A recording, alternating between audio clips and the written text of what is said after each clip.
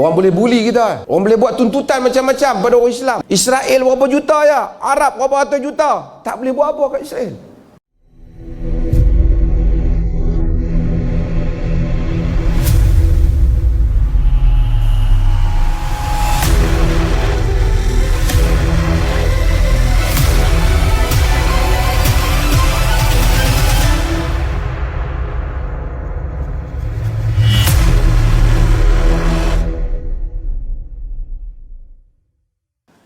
Antara perkara yang kita lihat jadi satu fenomena dalam masyarakat kita, apabila ada pihak-pihak tertentu dia baca hadis-hadis akhir zaman, kemudian dia kaitkan terus dengan kejadian-kejadian tertentu.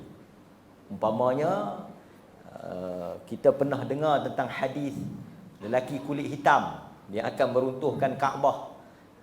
Siapakah lelaki itu? Tuan-tuan tak pernah dengar? Dikatakan lelaki itu ialah Obama.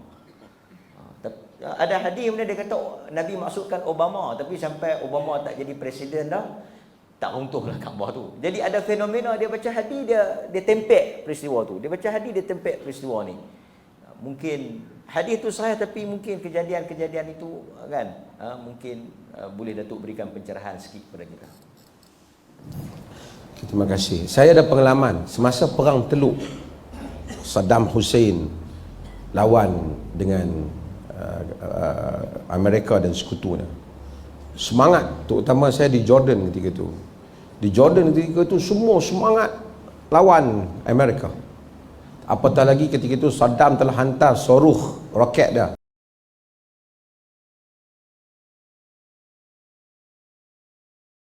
Masjid-masjid semua kunut nazilah, doa supaya Allah musnahkan Amerika. Nama Bush, Blair semua masuk dalam kunut. Tak apalah. Tapi yang lebih dahsyat lagi, orang yang pro Saddam ni, tak apa, saya bukan kata Saddam nak komplain Saddam. Sebut Saddam ni lah lelaki yang dijanjikan oleh Nabi Qahtani dan seumpamanya. Ambil habis hadis-hadis tu, bubuh pada Saddam Hussein. Ini sering berlaku apabila orang dia nak angkat satu orang, diguna hadis-hadis itu tanpa dia melihat secara objektif hadis itu secara ilmiah. Ada hadis-hadis yang memang telah berlaku. Contoh hadis-hadis yang kita tengok, kita rasa berlaku, antaranya hadis Abu Dawud yang tuan-tuan selalu baca, yushiku an tatada'a alaikumul umamu kama tada'al akalatu ila qas'atiha.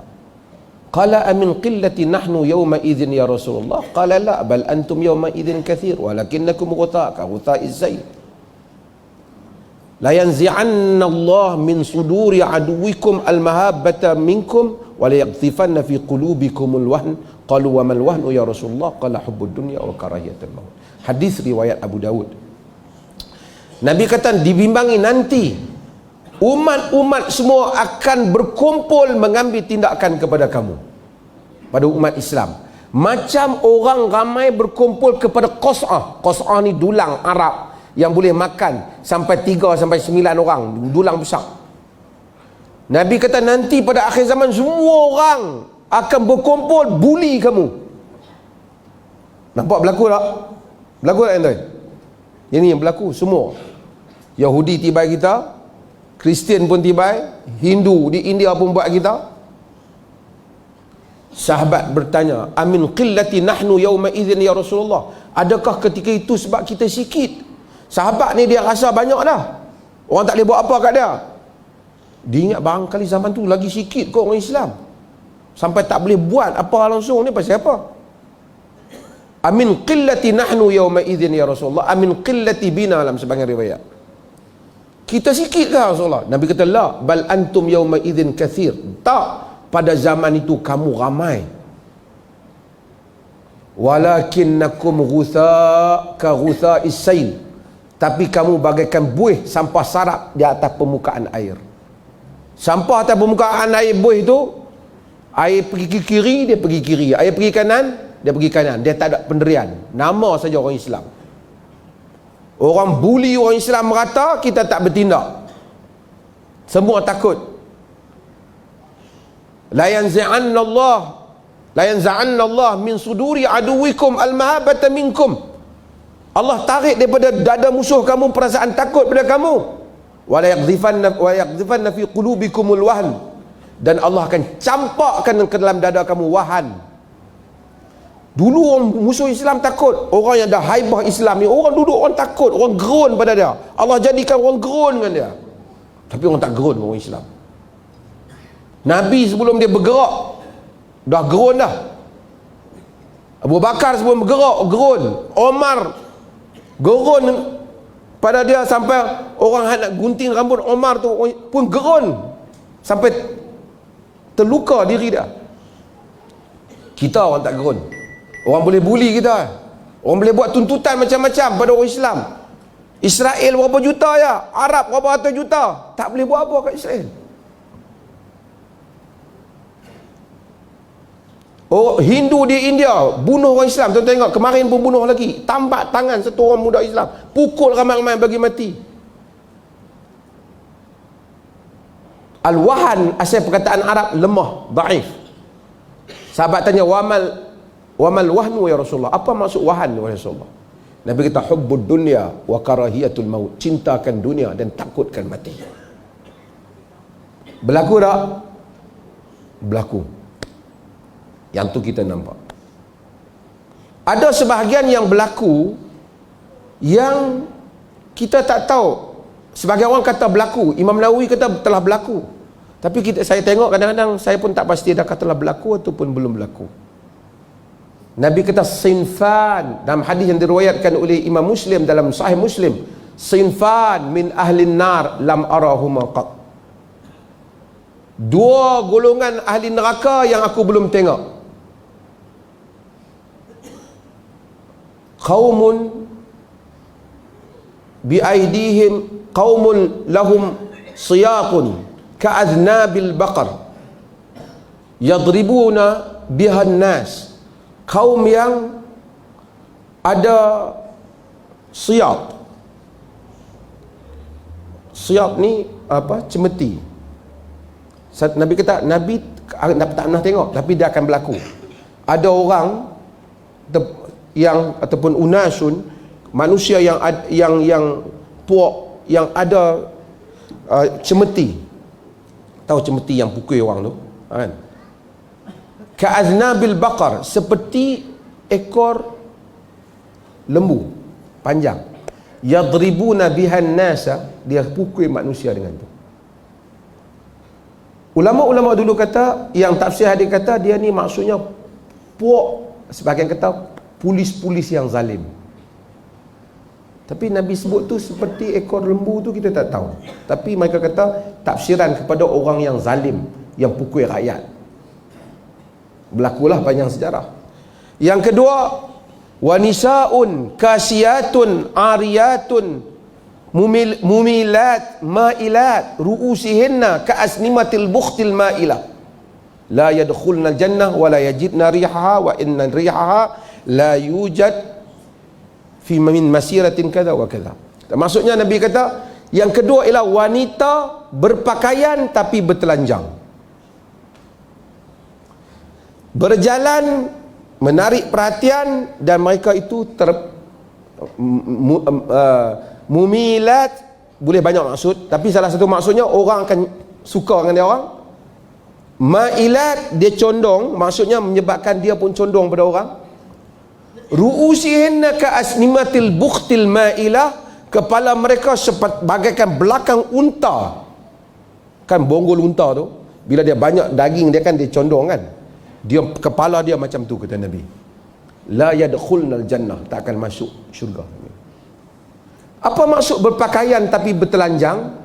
Sebagian kata mereka berpakaian dalam nikmat tapi kufur. Mereka anggap metafor. Tapi sebahagian ulama-ulama hadis menyatakan pakaian ada tapi bertelanjang, pakaian yang tak cukup menutup aurat.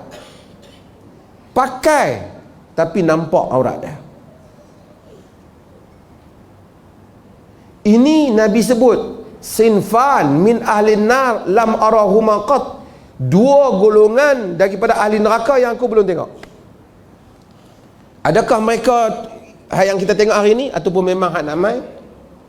Itu wallahu a'lam. La taqumu sa'ah hatta ya'uda ardul arab murujan wa anhara. Hadis Muslim. Tidak akan berlaku kiamat sehingga tanah Arab menjadi kebun-kebun dan sungai-sungai. Hak ni kita mula tengok dah. Tanah Arab dah mula hijau. Tuan-tuan pergi Mekah pun hijau lah sekarang. Pokok pun dah banyak. Ayam pun dah ada lebih dah. Itu kita mula tengok. Ini 1400 tahun punya cerita. Kan?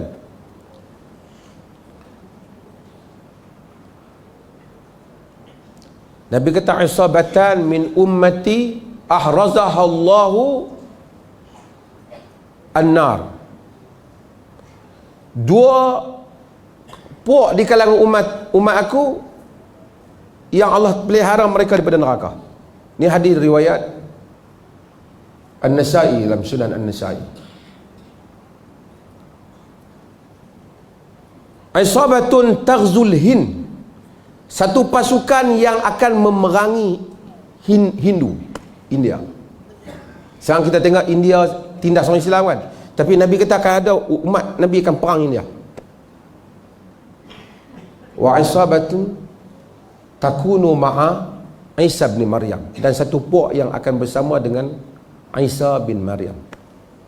Dua-dua ni ahrazahumallahu minan nar. Allah selamatkan mereka daripada neraka. Ini kita tak tengok lagi perang India ni. Umpamanya. Apa lagi? Nak ingat lah. Apa lagi nak ingat? Apa lagi cerita? Hadis-hadis fitan.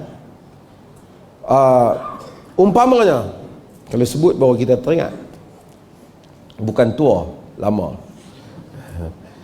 Dalam hadis yang diriwayatkan oleh Imam Muslim umpamanya, Nabi kata, badiru bil a'mali fitanan ka qita'al laylil muzlim, yusbihu ar-rajulu mu'minan wa yumsi kafiran, wa yumsi mu'minan wa yusbihu kafiran, wa yubi'u ar-rajulu dinahu bi'aradin min ad-dunya.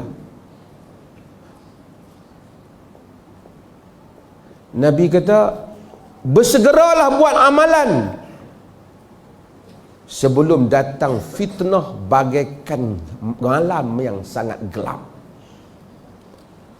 Seorang itu paginya beriman, petang menjadi kafir. Petang beriman, pagi menjadi kafir. Yubi'u dinahu bi'aradin min dunya. Dia jual agama dia dengan habuan dunia. Akan berlaku. Pagi kita tengok bagus punya syekh, petang kafir. Kaqita'i fitanan kaqita'il laylil muzlim, bagaikan potongan-potongan malam yang gelap. Ini semua tanda-tanda akhir zaman. Sebab tu kalau boleh kita tak usah hidup akhir zaman. Betul tak? Tuan-tuan mahu ke hidup akhir zaman? Gelap, kita mungkin keliru. Lebih baiklah kita jangan mati pada akhir zaman, supaya kita tak keliru yang setengah orang tu dia seronok dia nak hidup akhir zaman. Kita kalau boleh kita tak mau fitnah ni semua, kerana ia sangat berbahaya untuk agama kita. Fitnah tu bukan tuduh orang. Fitnah itu ancaman terhadap agama, terhadap keamanan dan diri kita. Allah.